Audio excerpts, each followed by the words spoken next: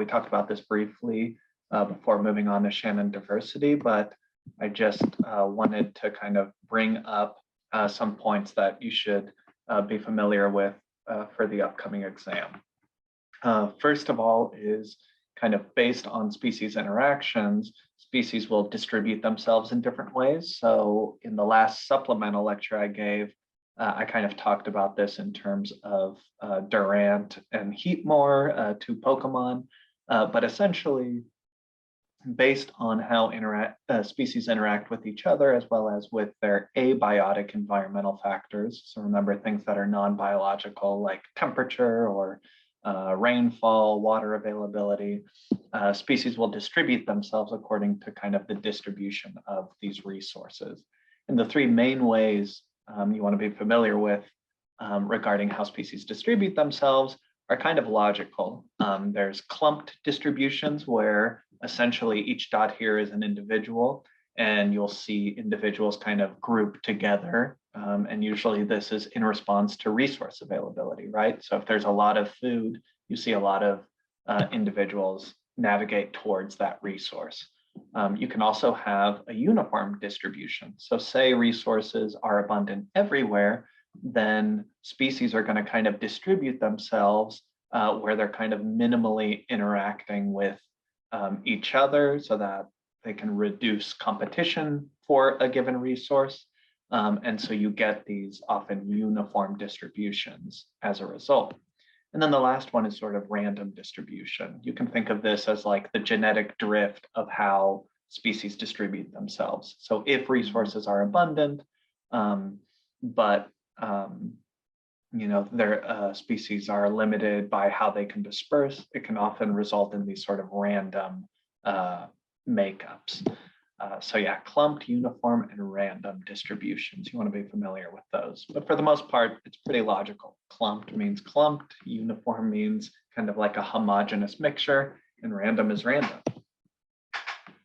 And then on the topic of species interactions, some other terms you want to be familiar with that you already know just from, you know, understanding English vocabulary are these species interactions. It's just kind of painting these terms you already know about in a biological light.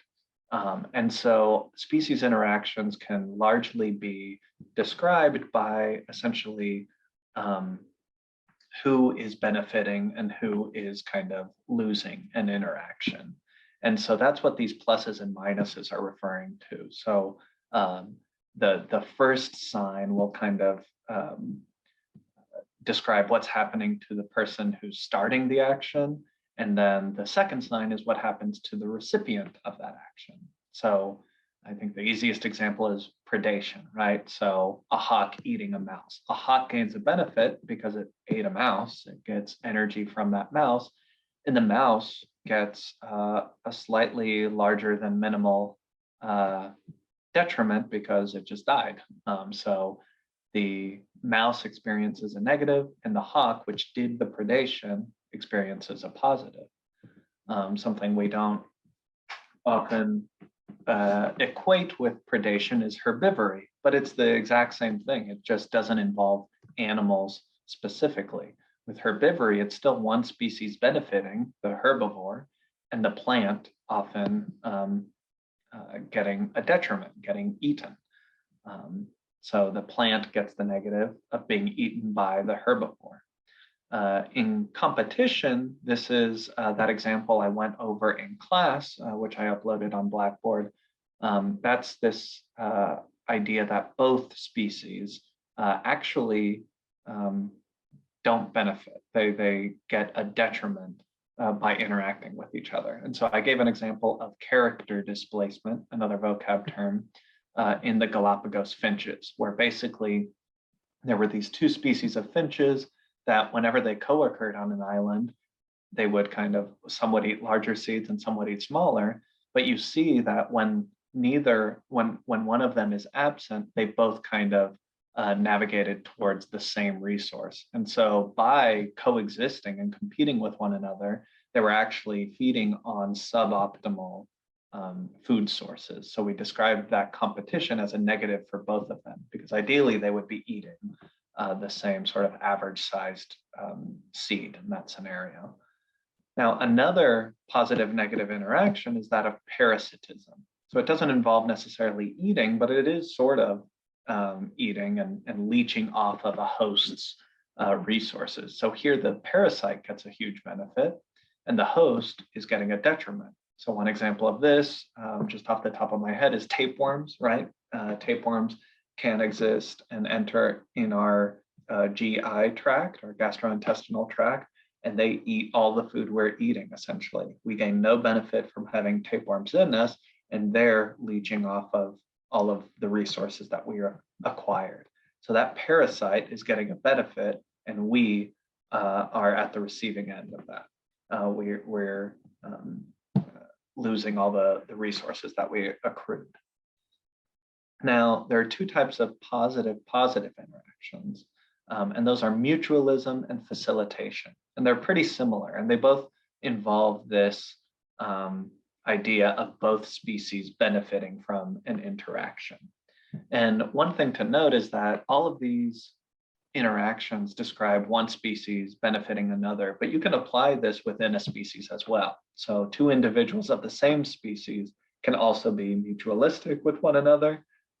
You can also see predation in the form of cannibalism among animals, where predators, will eat members of their own species. But yeah, that's kind of a tangent. This idea of mutualism is cooperation, right? So a mutual interaction, when you talk about humans mutually interacting with one another, they're both benefiting. And it's the same concept in biology. And then the last one I'll talk about is commensalism, which is kind of like parasitism, but the main thing is that the host in this scenario isn't really, is pretty much unaffected by it. So one common example that's mentioned, and I think it's mentioned in your textbook, is cattle egrets. So these are birds that you'll see near the bayou here, these big white birds. Cattle egrets are called that because they often kind of feed off of cattle resources. The cattle aren't really getting anything from this interaction, but it's not hurting them either. The egrets are just gaining a benefit from feeding off of the cattle, but it doesn't affect the cattle at all. So this is an example of a commensal interaction. And so based on how species interact with one another, species will distribute themselves according to their environment. They're both their biotic and abiotic factors. And on a larger scale, based on the levels of predation or interactions between species, some species will be present in an area and others will be absent. And this idea of what species make up a community gets into a couple of vocab terms that we touched on a little bit in class, but I kind of wanted to reiterate the differences between them here. And those are species diversity, species richness, and relative abundance. So we looked at this with the Shannon diversity activity, but essentially to kind of understand the concept a little better, species richness is kind of the simplest measure. So in a given area, in a habitat, how many species are there? It's just a number. So whatever that number is the species richness. It doesn't matter if there's a lot of one species or a little, how many different species are there? This simple term describes species richness.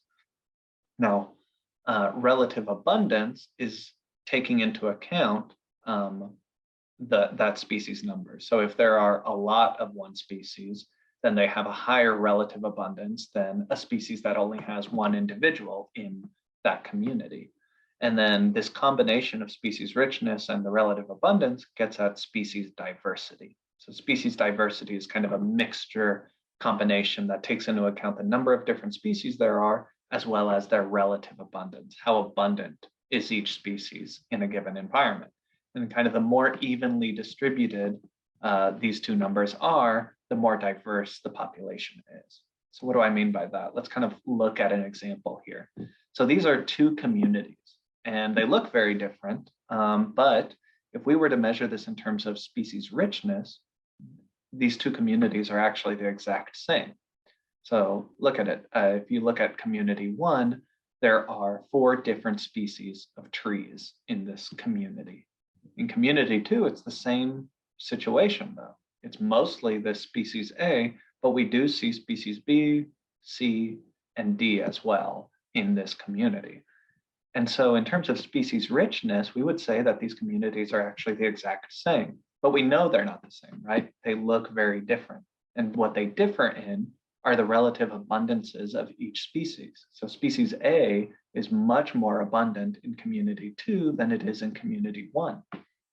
And because there's this sort of skewed kind of representation of species A in community two, this kind of represents that it's actually a less diverse community.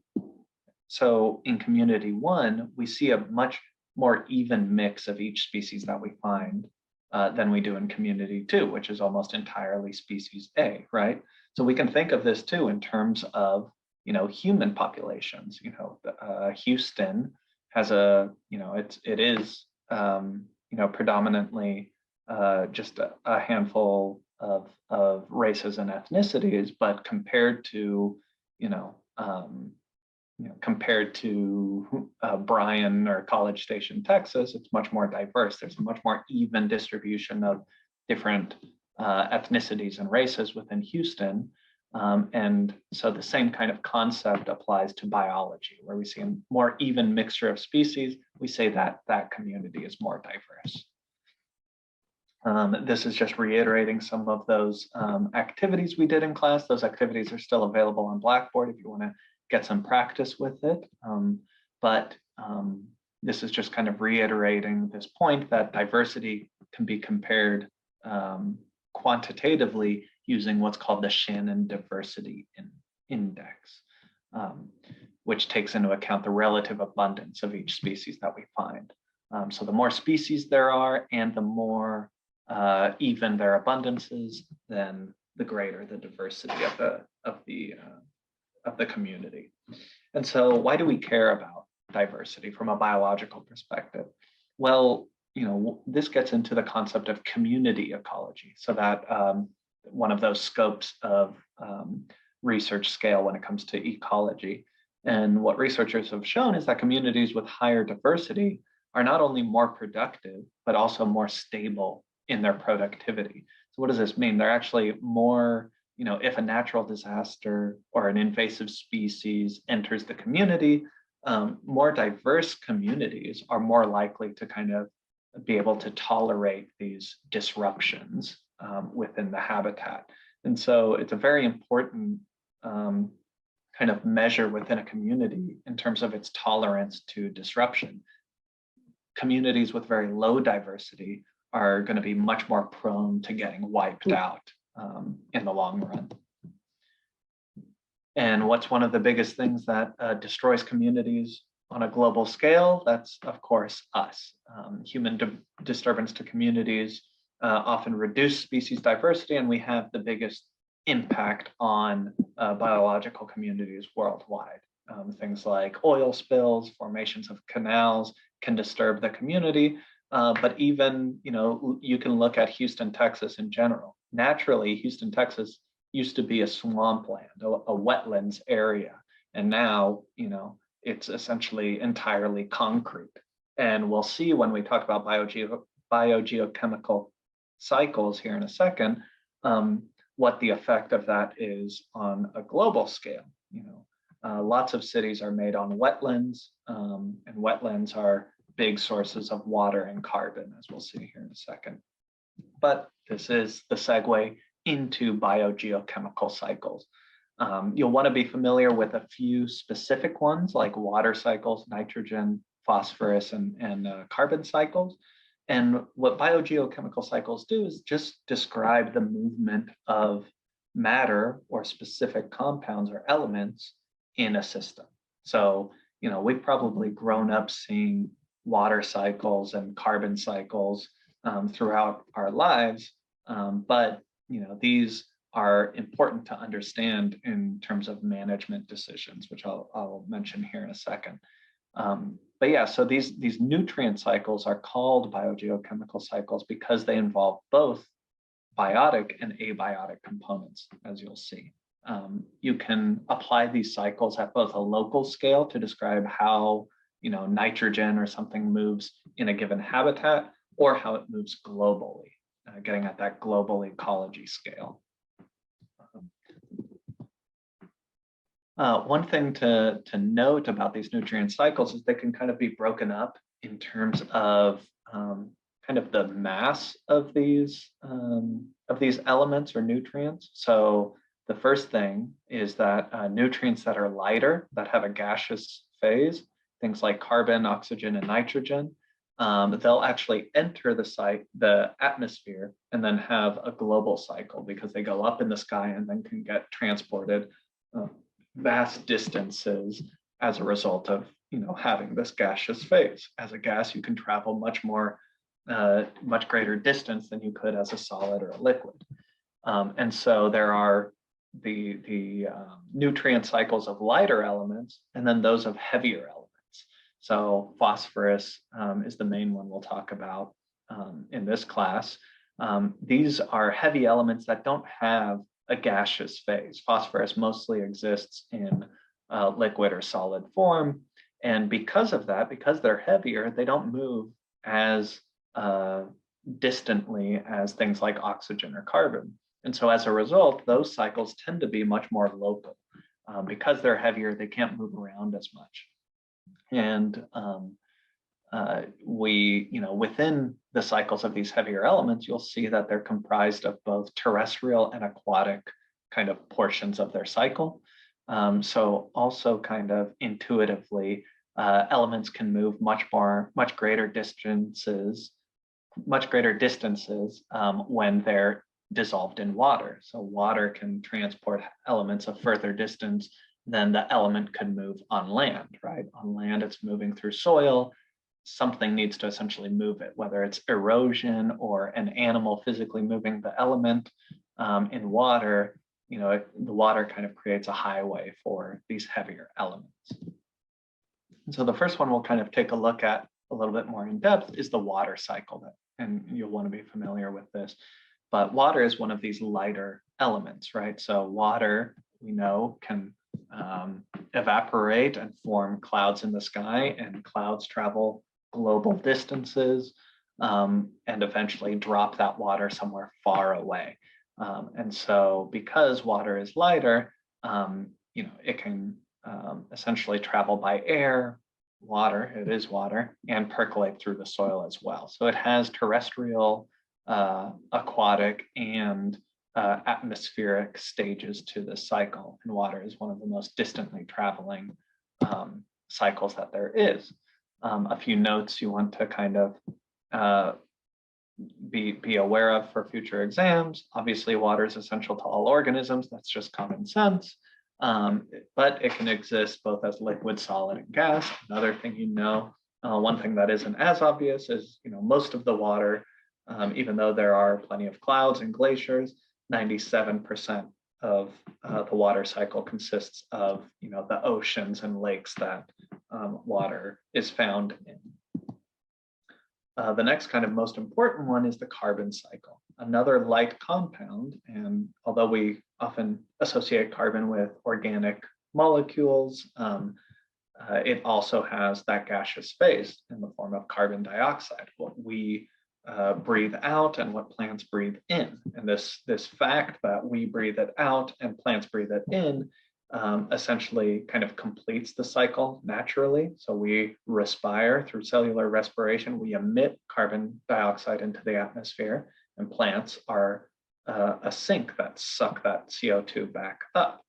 Now we kind of screwed this all up once we found pockets of carbon in the earth and started burning it. So what this did was kind of shift this whole cycle, thanks to the Industrial Revolution, by emitting more CO2 in the atmosphere than the Earth had ever experienced, because we're not just talking about cellular respiration anymore. We're talking about us essentially emitting carbon dioxide that was stuck in the Earth for millennia and kind of regurgitating it into the atmosphere And so it's the carbon cycle, as a result, is one of those cycles that we have most obviously affected on Earth.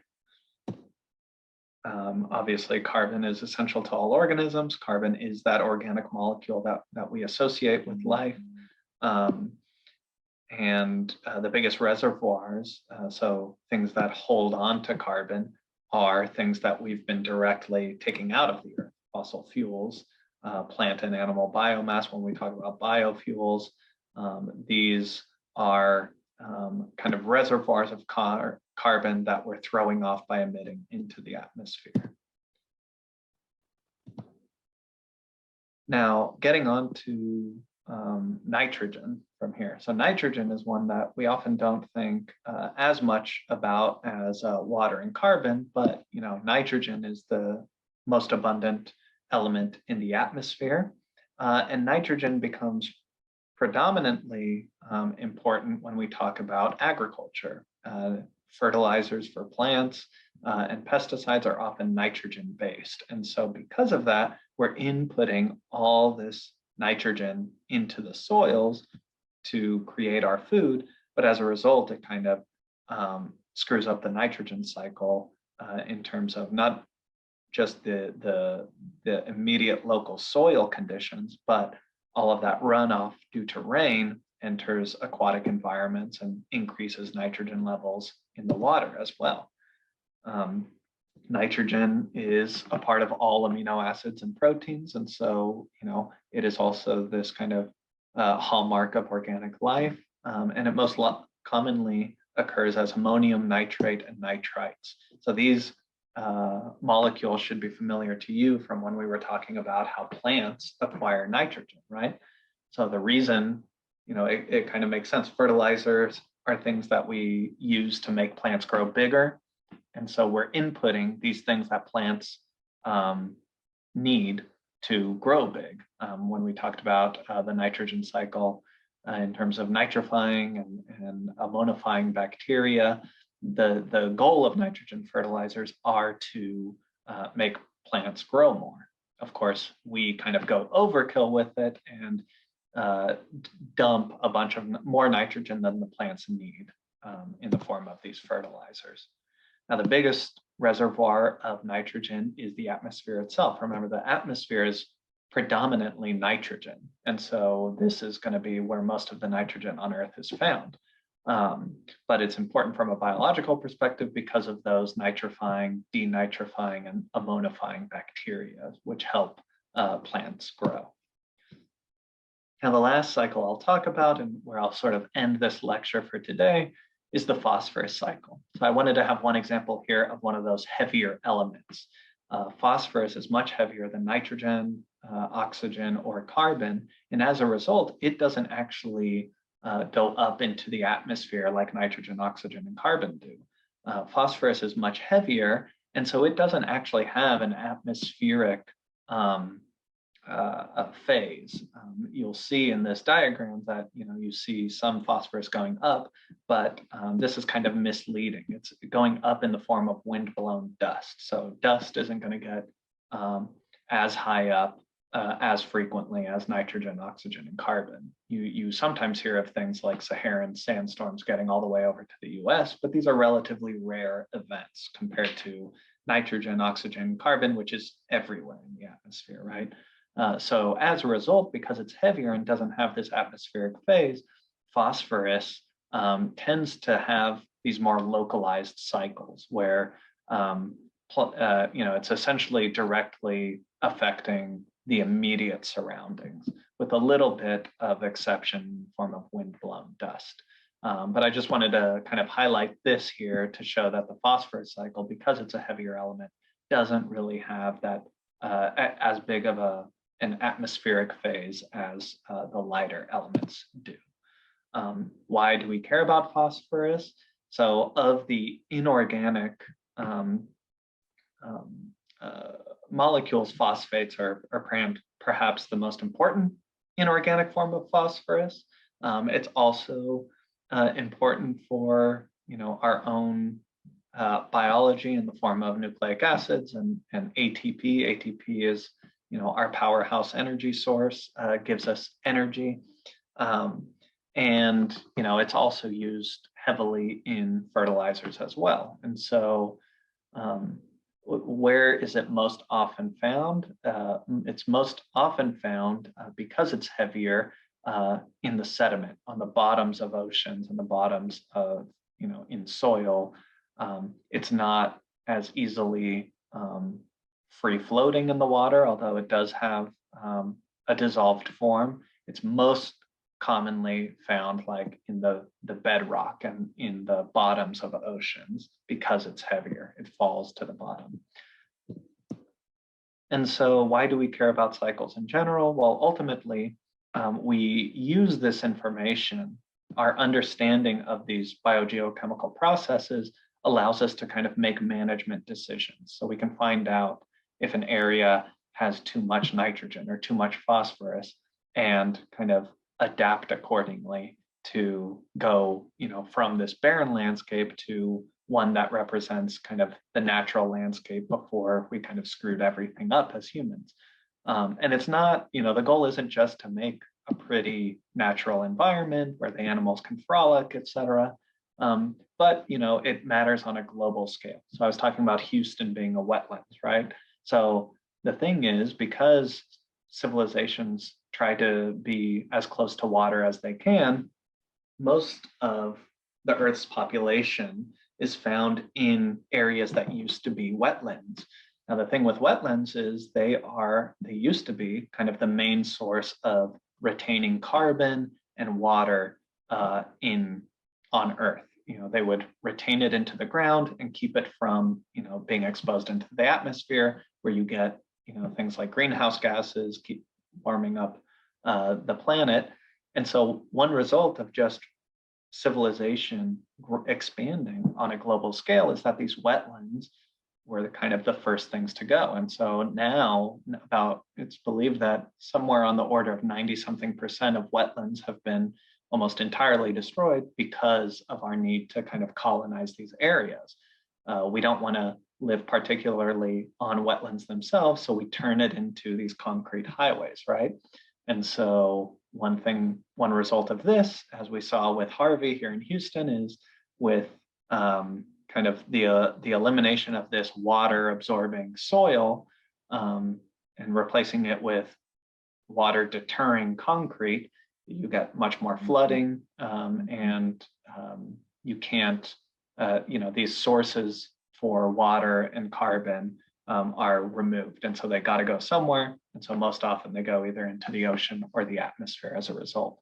So by understanding biogeochemical cycles, we can kind of rectify some of our past mistakes that way. So I'll leave this lecture here and hopefully it'll serve y'all some use going into the exam at the end of this week.